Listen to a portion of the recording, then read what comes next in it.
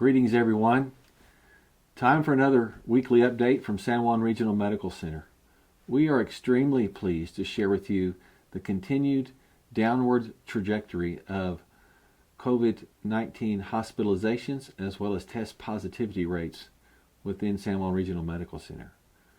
We are not only now well below the recent peak we experienced in January and early February, but also below the peaks we experienced middle of last spring when the first wave of the pandemic hit. That is great news. However, we must realize that this pandemic is not yet behind us. And it is important now more than ever to continue using COVID-safe practices that we've heard so much about over the past year. I know many of you are tiring of hearing the message, but recent reports from the Department of Health and Los Alamos National Labs say that the good news around the COVID-19 vaccination states that it's responsible for about a 12% decrease in our daily incident rate of new cases statewide. However, COVID-safe practices such as hand washing, masking, and social distancing play a significantly larger role in continuing to slow the spread of COVID-19 throughout New Mexico. So stay the course.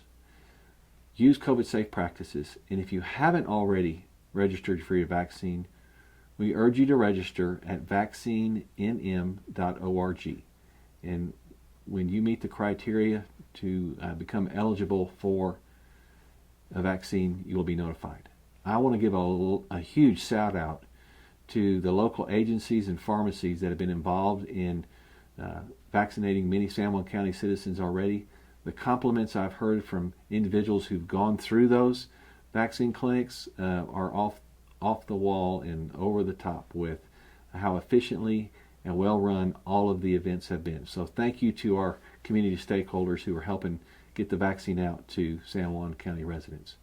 This slide shows the continued downward trend of our 14-day and 7-day rolling average test positivity rates. I'm very pleased to share with you that at the hospital, for the test we've conducted, our most recent 7-day average is now 6.7%, and we expect that to continue to trend downward next week.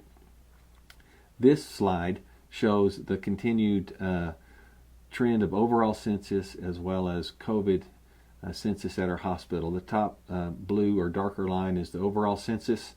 You see that has come down off of our peak from earlier in the year, as has the purple line in the middle, if you will, which is the total COVID plus patients under investigation line. So today we are right about in the mid-40s in terms of COVID positive plus PUI patients. Again, much off our peak from earlier in the year, as well as the peak of last spring. So we want to reinforce a point here. Concerns about the virus had led many to postpone getting routine screenings, elective surgeries, or therapeutic treatments from the physicians that they would normally receive. This delay in care can have serious and potential consequences to your health. We encourage you not to postpone or delay care. Make an appointment to see your doctor soon. Do not let the worries prevent you from getting the medical care you need to provide the best chance of enjoying a long and healthy life.